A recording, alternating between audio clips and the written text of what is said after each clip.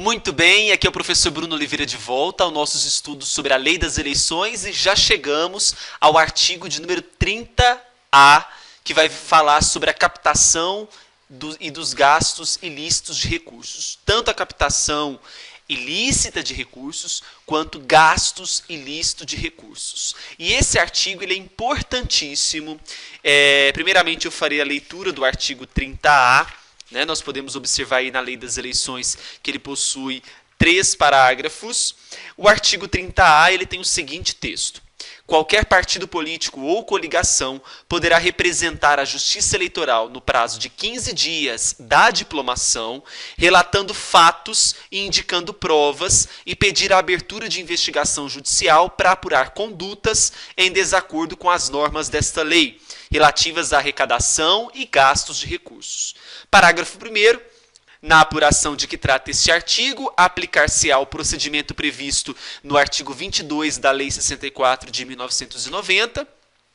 O parágrafo 2º, comprovados a captação ou gastos ilícitos de recursos para fins eleitorais, será negado diploma ao candidato ou cassado se já houver sido outorgado, e o parágrafo 3º, versando sobre o prazo para recursos, que será de 3 dias.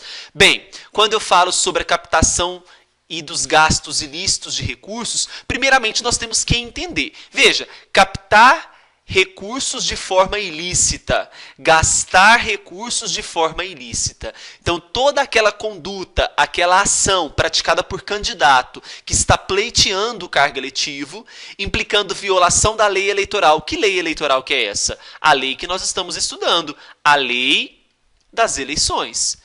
Quanto à arrecadação e gastos de recursos financeiros destinados à campanha eleitoral. Se a gente observa, por exemplo, o artigo de número 24, pega a sua lei das eleições, vamos lá para o artigo de número 24.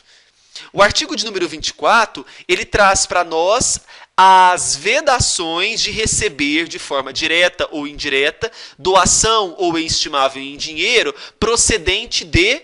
Aí nós temos uma série de incisos. Veja, se eu captar recursos desses incisos que estão previstos no artigo 24, perceba que é uma forma de captação ilícita. Gastar, por exemplo, eu não posso gastar com brindes. Nós temos a previsão na lei das eleições no artigo de número 39, se eu não me engano, que é vedada o gasto eleitoral com brindes. Porque isso vai atrapalhar e vai corroborar no seguinte, na troca, veja, eu te dou um brinde e você vota em mim? Isso não pode. Então, essa é a captação ilícita e de gastos de recursos eleitorais. Aí tem um impasse previsto no artigo 31A. Cabe ação de investigação judicial eleitoral ou representação eleitoral. Por que há esse impasse?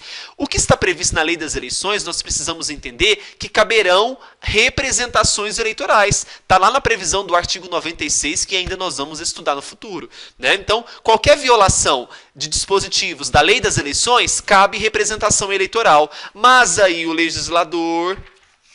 ele vem e fala para nós que não, que nesse caso, o que vai caber no artigo 30A, veja só, e pedir a abertura de investigação judicial, o que está previsto no artigo 22 da Lei Complementar 64 de 90. Para acabar com esse impasse, lembre-se, a previsão do artigo 30A, no que tange a captação ilícitas de recursos ou gastos ilícitos de recursos, caberá representação eleitoral. Onde que eu tenho essa prova? No recurso especial de número 28357 do TSE. Veja só, a adoção do rito do artigo 22 da Lei 64 de 90, Lei Complementar, Lei das Inelegibilidades, para as representações relativas à arrecadação e gastos de recursos instituídos pela Lei 11.300, não implica o deslocamento de competência para o corregedor. Por isso que nós precisamos comprovar a partir disso que caberá representação e não a ação de investigação judicial eleitoral. Quanto aos legitimados ativos para essa representação, veja que o artigo 30A traz a hipótese de qualquer partido ou coligação, não cita candidato e não cita Ministério Público. Sobre o candidato, há muitas divergências, Por que o candidato ele não pode ser legitimado para a representação? Uma vez que o candidato ele já pode fazer exercer fiscalização em relação ao outro candidato que está pleiteando o mesmo cargo, não é? Então há uma divergência quanto aos candidatos. Quanto ao Ministério Público, não há dúvida. O silêncio do legislador nesse artigo 30A não afasta a legitimidade do Ministério Público, até mesmo com base na Lei Complementar 75 de 93, que estabelece essa prioridade ao Ministério Público para fins eleitorais. No outro lado, no outro polo, nós temos os legitimados passivos. Somente será legitimado passivo o candidato que for diplomado, porque veja que o artigo 30A ele diz que caberá a representação no prazo de 15 dias da diplomação. Mas veja, por que eu vou esperar, se eu já observei que há uma ilicitude, uma captação de gastos eleitorais ou de recursos, né, ilicitamente, por que eu vou esperar a diplomação? Né? Então nós precisamos entender que essa representação, no caso do polo passivo, poderá caber qualquer candidato ou diplomado. Olha só o que o recurso ordinário de número 1540 do TSE diz. Ademais, essa ação, a ação de representação prevista no artigo 30A, pode ser proposta em desfavor do candidato não eleito, veja, ele não foi diplomado ainda, uma vez que o bem jurídico tutelado pela norma é a moralidade das eleições, não se podendo arguir a capacidade de influenciar o resultado do pleito. Ficou claro isso?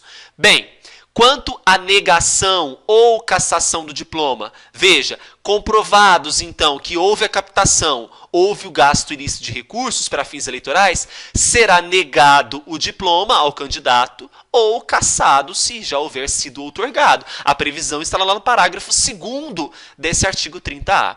E, finalmente, nós temos a possibilidade de recurso. Cabe recurso contra a representação? Cabe. Esse recurso ele é chamado recurso inominado, terá efeito suspensivo e será no prazo de 3 dias a contar da publicação do julgamento no Diário Oficial.